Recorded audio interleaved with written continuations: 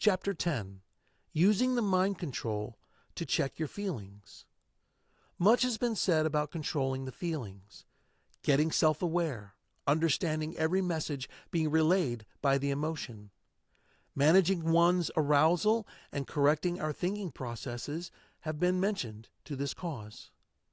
The mind can be used to check your feelings, since that is where your line of reasoning lies. Using your mind to take full control of your feelings involves matching each situation to emotion using the fully trained mind. This involves matching your perceptions of a situation with reality. It is done when you understand the emotion, have taken the step back, physical distance, evaluated the factors involved, and given yourself a psychological distance to evaluate from. Your assessment of the situation will determine the response you will give. Adaptive response. This is an intervention that can lead to the improvement of your stance in any situation. It is required after matching a specific emotion to the situation on hand.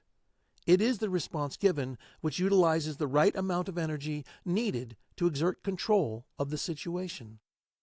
When you can muster up the needed energy to handle a challenge, then you can claim to have mastered your emotion.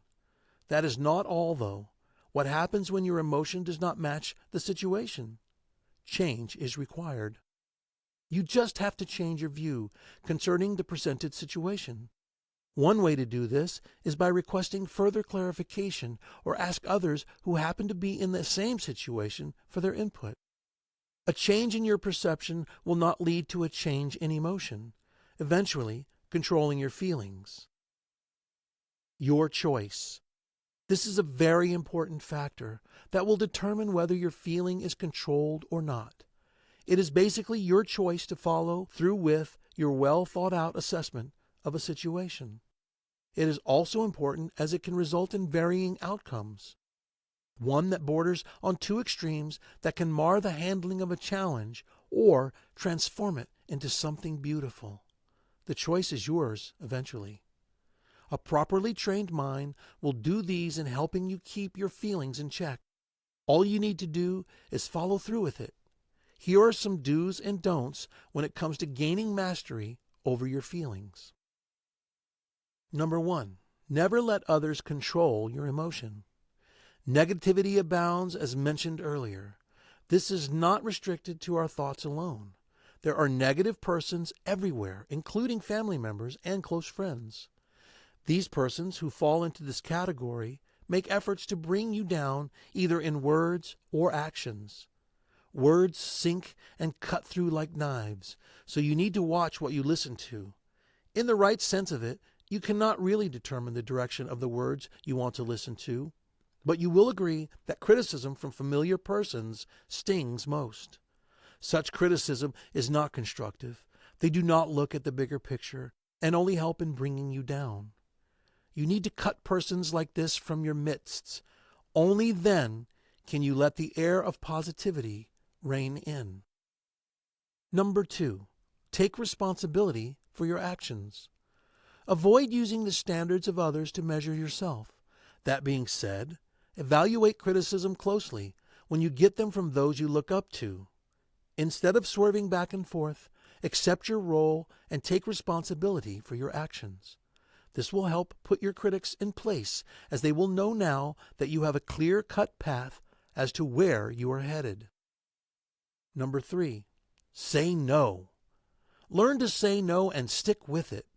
This is especially important to avoid the influence of others who have ideas that will not contribute positively to your goals. Also, saying no shows you are decisive, and this is a powerful tool in negotiations. Number 4. Live independently. Our society demands that we make strides to fit in. Rather than blending in with others, get motivated and inspired. Learn to live independently because you measure your growth on others when you depend on them. You will also place the responsibility of your growth in their charge. This is against all we want, especially in the path to control our minds. Number 5. Forgiveness. In order to make progress and live a satisfactorily fulfilling life, forgiveness is needed. We often get offended by the action of others, which have either been done deliberately or not.